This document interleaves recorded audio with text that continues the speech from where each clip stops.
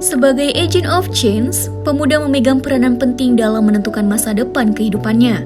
Pemuda diartikan sebagai sumber daya manusia jangka panjang yang akan menjadi generasi penerus bangsa. Tidak semua yang berpikir kritis, kreatif, dan inovatif adalah pemuda, tetapi pemuda pasti mampu berpikir sedemikian serta pemahaman intelektual yang baik. Masa depan adalah keputusan dan tanggung jawab yang dimana semua manusia memiliki hak untuk mengaturnya.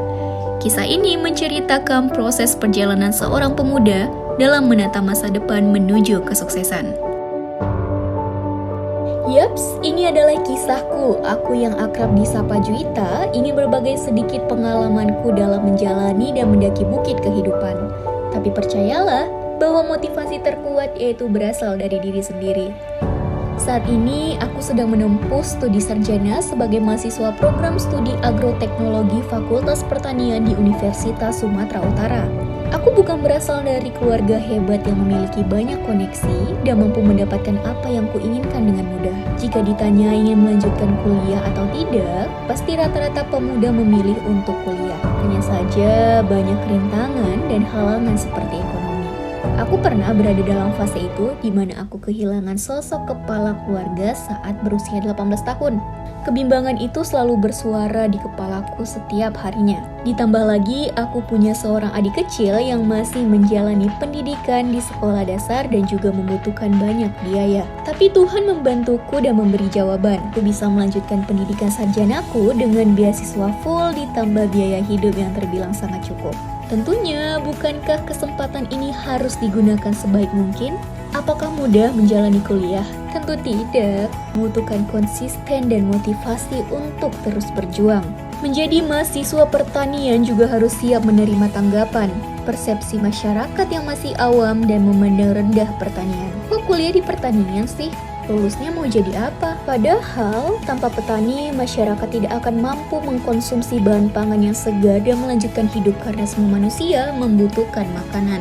Hal ini merupakan salah satu alasan kenapa aku memilih untuk mendalami pertanian, yaitu agar dapat mematahkan pandangan masyarakat terhadap rendahnya derajat petani. Pada tahun 2021, aku pernah meraih juara 2 di kompetisi English Debate yang diselenggarakan oleh Universitas Al-Wasliyah Labuan Batu.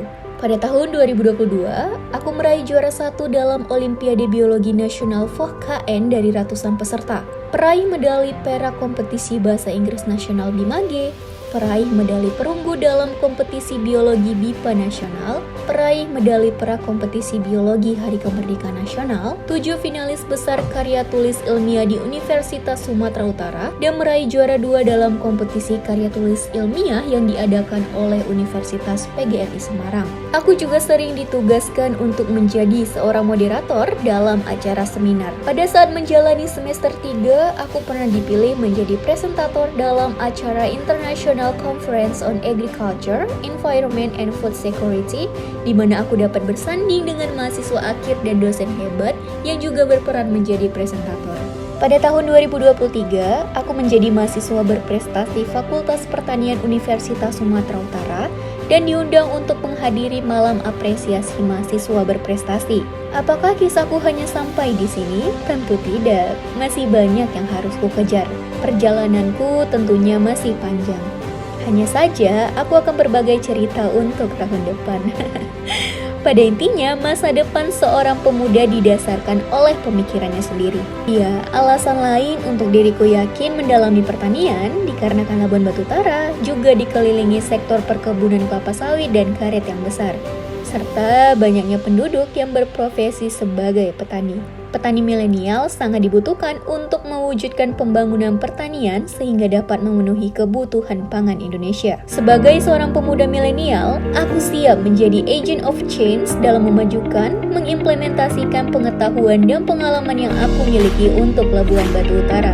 Selamat ulang tahun yang ke-15 untuk kabupatenku tercinta, Labuhan Batu.